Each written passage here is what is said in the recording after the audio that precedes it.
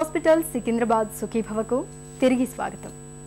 పెళ్ళై ఏళ్లు గడుస్తున్న పిల్లలు పుట్టకపోవడానికి స్త్రీలలో గర్భసంచి మొదలుకుని అండాశయాల వరకు అనేక కారణాలు కనిపిస్తాయి. సంతాన రాహిత్యానికి అండాలను గర్భసంచికి చేర్చే 2 అండవాహికలు మూసుకుపోవడం కూడా ఒక కారణంగా చెప్తారు. దీన్నే మనం వాడుకలో గొట్టాలు మూసుకుపోవడంగా పిలుస్తాం. మరి ఇలాంటప్పుడు పిల్లలు పుట్టే అవకాశాలు ఎంతవరకు ఉంటాయి? పూర్తి వివరాల్ని ఇప్పుడు తెలుసుకుందాం. స్త్రీలలో అండవాహిక మూసుకుపోవడానికి ముఖ్యమైన కారణము ఇన్ఫెక్షన్. ఈ ఇన్ఫెక్షన్స్లో కూడా 50% కారణము క్లిమిడియల్ ఇన్ఫెక్షన్, అంటే అదొక వైరల్ ఇన్ఫెక్షన్. అలాగే కొంతమందిలో గొనోరియా లాంటిది, అలాగే కొంతమందిలో ట్యూబర్క్లోసిస్ అనే ఇన్ఫెక్షన్ వల్ల కూడా ట్యూబ్లు మూసుకుపోతూ ఉండొచ్చు. అండ్ ఇన్ఫెక్షన్ కొంతమందికి కారణమైతే కొంతమందికి కంజెనిటల్గానే ట్యూబ్ మూసుకుపోవటము లేకపోతే ట్యూబ్ లేకపోవటం అనేది కూడా పుట్టుకతో ఉండొచ్చు.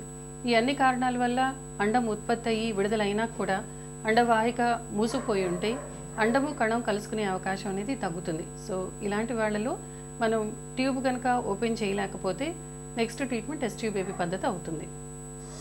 కొంత దూరం నడవగానే మనలో చాలా మందికి వెన్నులో తీవ్రమైన నొప్పి వచ్చేస్తుంది. ఇక నడవలేమంటూ పక్కన కొలబడిపోతూ ఉంటారు.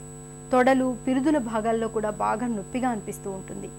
అయితే పడుకుంటే ఈ బాధలన్నీ మాయమైపోయి హాయిగా ఉంటుంది. వయసు పైబడిన మహిళల్లో ఈ రకమైన బాధలు ఎక్కువగా కనిపిస్తూ ఉంటాయి. సాధారణంగా ఎస్ ఆకారంలో ఉండే మన వెన్నెముక దెబ్బతిని సమతూకం లోపించినప్పుడు ఇలాంటి సమస్యలు కనిపిస్తాయని చెబుతారు డాక్టర్లు. వెన్ను సమతూకం దెబ్బతినడం గురించిన పూర్తి వివరాల్ని డాక్టర్ని అడిగి ఇప్పుడు తెలుసుకుందాం.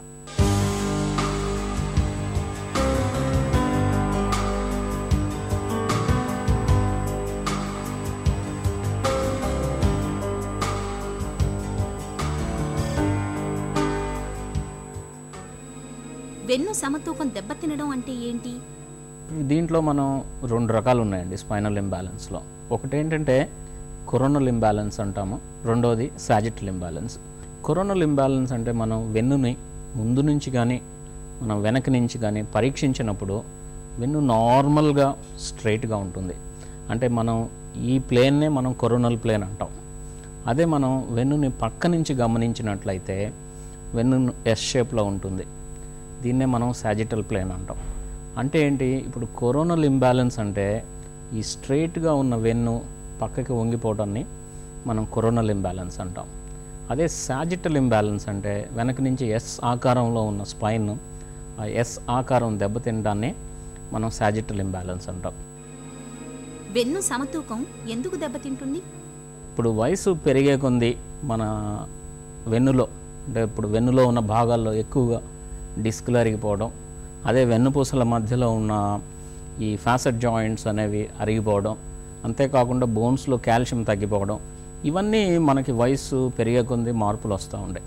ఈ మార్పుల వలన వెన్ను మెల్లిగా ముందుకు వంగిపోవడం అనేది జరుగుతుంది. రెండో కారణం మనం చూసినట్లయితే పోస్ట్ ట్రామాటిక్. అంటే ఏంటి, దెబ్బలు తగిలి ఈ వెన్నుపూసలు ఫ్రాక్చర్ అయ్యి ఆ ఫ్రాక్చర్స్ సరిగా మనం ట్రీట్ చేయకపోతే ఆ ఫ్రాక్చర్స్ సరైన పొజిషన్లో అతుక్కోకపోవడం వలన వెన్ను ముందుకు వంగిపోవడం అనేది మనం గమనిస్తూ ఉంటాం. ఇవి కాకుండా మనకు ఒక్కోసారి ట్యూమర్స్, లోపల ఏదైనా ట్యూమర్స్ కానీ ఇన్ఫెక్షన్స్ కానీ వచ్చి ఈ వెన్నుపూసలు దెబ్బతినడం వలన వెన్ను మనకి ముందుకు వంగిపోతూ ఉంటుంది. ఇంకొకటి మోస్ట్ ఇంపార్టెంట్ కారణం పోస్ట్ ఆపరేటివ్.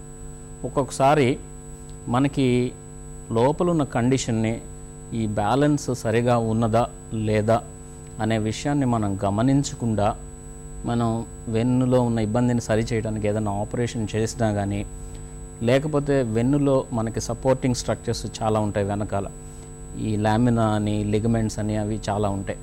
వాటిని మనం ఏదైనా ఆపరేషన్ చేసి వాటిని రిమూవ్ చేసినా కూడా, అంటే మనం స్పైన్ సపోర్టింగ్ స్ట్రక్చర్స్ని తీసివేయడం జరుగుతుంది. దీనివలన కూడా వెన్ను బ్యాలెన్స్ తప్పి వెన్ను ముందుకు వంగిపోవడానికి అవకాశం ఉంటుంది. వెన్ను సమతూకం దెబ్బతిన్నప్పుడు ఎలాంటి ఇబ్బందులు ఉంటాయి? ఇప్పుడు పేషెంట్స్కి కామన్గా ఈ సాజిటల్ ఇంబ్యాలెన్స్ ఉన్న వాళ్ళకి ఏంటంటే రెస్ట్గా ఉన్నప్పుడు, అంటే పడుకొని ఉన్నప్పుడు కానీ కూర్చొని ఉన్నప్పుడు కానీ వాళ్ళకి ఏమీ ఇబ్బంది ఉండదు. అంటే ఈ కండరాలు పని చేయకుండా రెస్ట్గా ఉంటాయి. కానీ వాళ్ళు లేచి నుంచున్న వెంటనే ఈ స్పైన్ ముందుకు వంగిపోవడం ప్రారంభిస్తుంది. ఈ కండరాలు వాటిని వెనక్కి లాగడానికి ట్రై చేస్తూ ఉంటాయి. అంటే ఏంటి, వీళ్ళు లేచి కొంచెం దూరం నడిచిన వెంటనే ఈ కండరాలు అలసిపోయి వీళ్ళకి వెంటనే నడువు నొప్పి రావడం, ఈ బటక్స్ దగ్గర నొప్పి రావడం, ఈ తొడల దగ్గర నొప్పి రావడం అనేది జరుగుతుంది. ఇలా వీళ్ళు కొంచెం దూరం నడిచిన వెంటనే ఈ నొప్పి అధికమైపోవడం, వాళ్ళు వెంటనే ఆ నొప్పి వలన కూర్చోవడం లేకపోతే పడుకోవడం అనేది చేస్తారు. అలా పడుకున్న వెంటనే ఈ నొప్పులు కంప్లీట్గా తగ్గిపోతాయి. ఒక్కొక్కసారి ఏమవుతుందంటే ఈ స్టేజ్ చాలా అడ్వాన్స్ అయిపోయి వీళ్ళు పేషెంట్స్ ఏమవుతారంటే బెడ్ నుంచి ఈవెన్ వాళ్ళ బాత్రూమ్కి కూడా వెళ్ళలేని పరిస్థితి వస్తుందన్నమాట. వెన్ను సమతూకం దెబ్బతిన్న విషయాన్ని ఎలా నిర్ధారిస్తారు? ఈ బ్యాలెన్స్ కరెక్ట్గా ఉందా లేదా అనే విషయం మనం తెలియాలంటే మనం ఫుల్ లెంగ్త్ స్పైన్ ఎక్స్రేస్ తీయాలి. అంటే ఫుల్ లెంగ్త్ స్పైన్ ఎక్స్రేస్ అంటే మనం తల భాగం నుంచి మన పిరుదుల మధ్య వరకు స్పైన్ అంతా ఒకే ఎక్స్రేలో ఉండేటట్లు మనం ఎక్స్రే తీసి చూడాలి. ఇలా తీసిన ఎక్స్రేలో ఈ ఏపీ ఎక్స్రేలో, ఈ లేటరల్ ఎక్స్రేలో ఈ C7 మధ్య భాగం నుంచి స్ట్రైట్గా ఒక లైన్ కింద గీయడం జరుగుతుంది. నార్మల్ పేషెంట్స్లో ఇప్పుడు మనం ఏపీవీలో C7 మధ్యలో నుంచి మనం గీటు కిందకి గీసినప్పుడు శాక్రమ్ భాగం అంటే పిరుదుల మధ్యలో ఉండే భాగాన్ని మనం శాక్రమ్ అంటాం. ఈ శాక్రమ్ సెంటర్లో నుంచి వెళ్తుంది నార్మల్ పేషెంట్స్లో. కానీ కొరోనల్ ఇంబ్యాలెన్స్ అంటే పక్కకి ఒరిగిపోతున్న వాళ్ళకి ఈ C7 లైను ఈ శాక్రమ్ మధ్య భాగంలో వెళ్లకుండా శాక్రమ్కి అటు ఇటు వెళ్ళిపోతూ ఉంటుంది. సో దాన్ని బట్టి మనం పేషెంట్కి కొరోనల్ ఇంబ్యాలెన్స్ ఉందని చెప్పి మనం గ్రహిస్తాం. అదే మనం లేటరల్ వ్యూలో చూసినట్లయితే అంటే పక్క నుంచి తీసిన ఎక్స్రేలో చూసినట్లయితే ఈ ఎక్స్రేలో కూడా మనం C7 నుంచి ఒక వర్టికల్గా స్ట్రైట్గా కిందకి ఒక లైన్ గీస్తాం. నార్మల్ పేషెంట్స్లో ఈ లైన్ శాక్రమ్ మధ్య భాగంలో నుంచి వెళ్తుంది. అదే ఇప్పుడు గూని లాంటిది అంటే సాజిటల్ ఇంబ్యాలెన్స్ ఉన్న వాళ్ళలో ఈ లైన్ ముందుకు పడిపోతూ ఉంటుంది. అంటే శాక్రమ్ కంటే ముందుకు వస్తుంది అన్నమాట. ఈ గీతలు గీయడం వల్ల మనకి పేషెంట్కి ఈ కొరోనల్ ఇంబ్యాలెన్స్ ఉందా లేకపోతే సాజిటల్ ఇంబ్యాలెన్స్ ఉందా అనే విషయం మనకి క్లియర్గా తెలుస్తుంది. దెబ్బతిన్న వెన్ను సమతూకాన్ని ఎలా సరిచేస్తారు? ఈ బ్యాలెన్స్ ప్రాబ్లం ఉండి వాళ్ళకి నొప్పి అధికంగా ఉంటే వాళ్ళకి తప్పనిసరిగా మనం ఆపరేషన్ చేసి ఈ బ్యాలెన్స్ని మనం సరిచేస్తాం. ఈ ఆపరేషన్స్లో కూడా చాలా రకరకాల ఆపరేషన్స్ ఉన్నాయండి. వీళ్ళ బ్యాలెన్స్ ఏ విధంగా తప్పింది అనే దాన్ని బట్టి మేము రకరకాల ఆపరేషన్స్ చేయడం చేస్తాం. ముఖ్యంగా చేసే ఆపరేషన్స్ ఏంటంటే స్పైనల్ ఆస్టియాటమీస్ అంటాం. స్పైనల్ ఆస్టియాటమీస్ అంటే ఇందులో కూడా చాలా రకాలు ఉన్నాయండి. ఈ స్పైనల్ ఆస్టియాటమీస్లో సింపుల్ ఆస్టియాటమీ, స్మిత్ పీటర్సన్ ఆస్టియాటమీ అంటాము.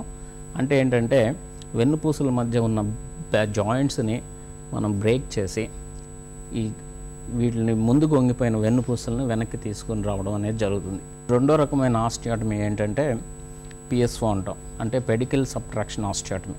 అంటే ఏంటంటే వెనక నుంచి వెన్నుపూసని మధ్యలో బ్రేక్ చేసి దాన్ని కరెక్ట్ నార్మల్ పొజిషన్కి వెనక్కి ముందుకు వంగిన వెన్నుని వెనక్కి తీసుకురావడం అనేది చేస్తాం. ఇది కొంచెం కాంప్లెక్స్ ఆపరేషను. మామూలు స్మిత్ పీటర్సన్ ఆస్టియాటమీతో పోలిస్తే ఈ PSO అనేది కొంచెం కాంప్లెక్స్ ఆపరేషను. ఇంకా ఎక్కువగా ముందుకు వంగిపోయారు పేషెంట్స్ అంటే బాగా ఎక్కువగా ఉంది అనుకున్న వాళ్ళకి కొంతమందికి వర్టిబ్రల్ కాలమ్ రిసెక్షన్స్ అనే ఆపరేషన్స్ చేస్తాం.